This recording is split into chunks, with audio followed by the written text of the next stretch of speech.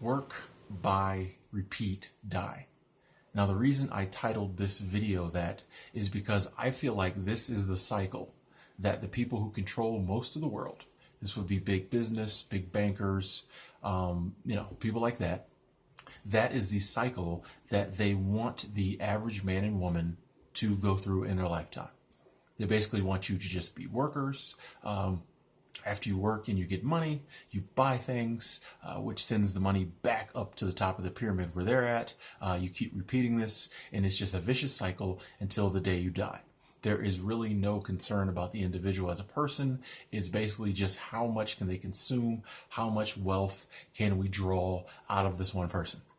I've talked about this before. Wealth is basically just a quantifiable measurement kind of your energy. Okay. The reason I say that is because when you work, basically you are trading your energy for money. And when you save up money over time, that becomes your wealth. It's their goal to take this wealth from you. Like, a lot of people are mistaken. People say they make, say, $15 an hour. No, you don't make $15 an hour. You make $15 for the energy you expend during that hour. If you made $15 an hour, you could just sit at home and they'd still send you a check. Okay. When they pay you a salary, X amount of dollars for 40 hours a week, they're not paying you for 40 hours a week. They're paying you for the energy you expend during that 40 hours per week. When it comes to salary, that 40 ends up being like 50 hours, or 60. But basically, they're paying you for the energy you expend during those hours.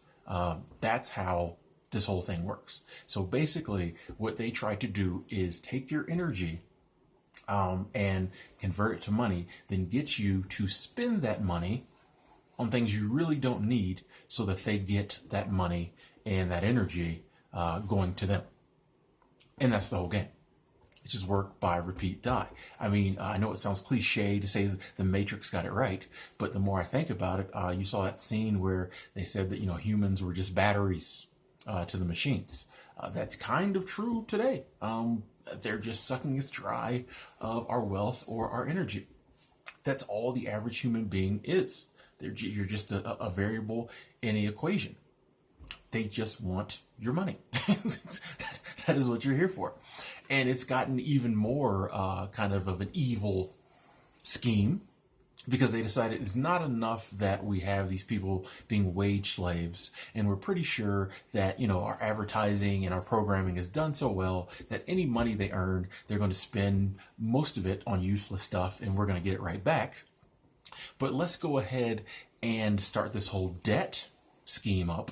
Let's have debt slaves now so that we have the rights to the energy or the wealth that they haven't even accumulated yet. I mean, if you think about it, say you are $3,000 in credit card debt and you're broke, so you're living paycheck to paycheck. That's why you're using credit cards, because you don't have any money in savings, you're broke.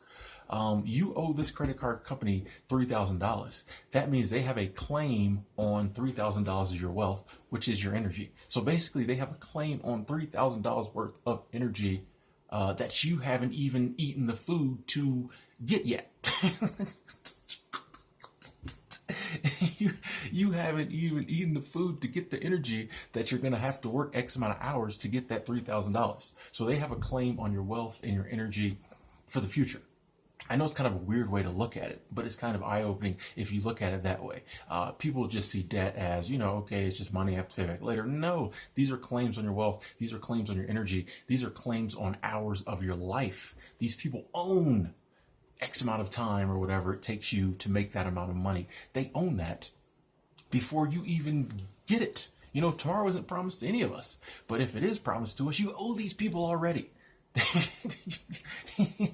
When you are in debt, your decisions in life become based on working and making money because you have to pay the debt back. When you're not in debt, your decisions in life are a lot more based on, what do I need to survive? What do I want to do? Debt makes you have to think about them first, and then you can think about yourself. So it's a horrible scheme. They paint debt as something that is there to help you out. It is really not. If debt was something, if them lending money and giving you credit was something there to help you out, they wouldn't have these outrageous fees. If you were going to help someone out, you would say, hey, do you need $100? Here's $100. Pay it back when you get it. Maybe take some collateral, but there wouldn't be these crazy interest fees and late fees and all of that if they were really there to help you out. No, it is a business. They're there to make money, and they're there, since they're greedy, to make as much money possible as they can off of you. And it keeps you in the work, buy, repeat, die cycle. Also, too, like I mentioned earlier, there is a lot of programming that goes into making you believe that buying things is the way to happiness. They got people, most people believe that the secret to life and having a good life is having the most things, having the most possession, having the biggest things. These people are definitely just living to buy things. And once you get that mentality, they've got you, because you were going to spend your whole life buying things, most of which you don't need. Now, if you have avoided that programming, or you've deprogrammed yourself, you realize that life is about, there's nothing wrong with buying. I mean, I have possessions. There's nothing wrong with buying things that you need. But if you don't have that mindset, you realize that life is about buying necessities, basics, things you need, maybe a little more. And then the rest of your wealth should be converted to experiences, enjoying life, living life, seeing new things, getting out, spending time with friends and family, just the things that humans used to do before there were things to buy, or before we had all these possessions we have now that you can buy. Those are still the things that make life real.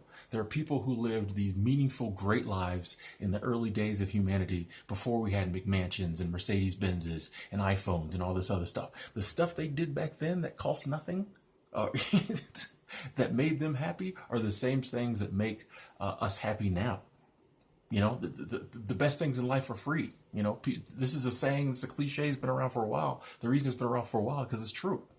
But the powers that be have manipulated us into believing that in order to be happy, in order to be successful, in order to live a good life, we need to be buying things. We need to be mindless zombie consumers, and that's the way to happiness. And the reason they do that is it keeps you trapped in that work, buy, repeat, die cycle. And some people are going to be trapped in that cycle their whole lives. And it's crazy. It makes absolutely no sense. So my point in making this video is to say there's nothing wrong with the work part of it, especially if you're doing meaningful work that you really enjoy, which is one of my goals in life, to totally be able to I would love to be able to, be working for myself, totally, things like that. But as long as I have work I enjoy, meaningful work that fulfills me, nothing wrong with that part of the equation. But when it comes to the buy part, when it comes to the consume part, you need to really take thought into the things you're buying, or where you're sending your wealth. You want to be using your wealth to help you and your family out now and in the future, to live lives that are truly meaningful and satisfying, and not just feeding into their marketing and their advertising and their programming and giving your money right back to them. So that they can take that wealth and live meaningful, satisfying lives with their families. Or in most cases, they just take it and just store it somewhere because they're already filthy rich anyway. Don't play the game. Don't live your life in this cycle. Don't be just a battery to the system. You can unplug. You can be your own individual. You can decide what you want to do with your wealth, how you want to live your life. Break out of this cycle. Yeah, that's all I had to say on that. Didn't mean for this video to be 9 minutes, but it's something I'm kind of really passionate about. Love to hear your thoughts in the comment box below. I'm Tim. Thanks for watching. Talk to you later.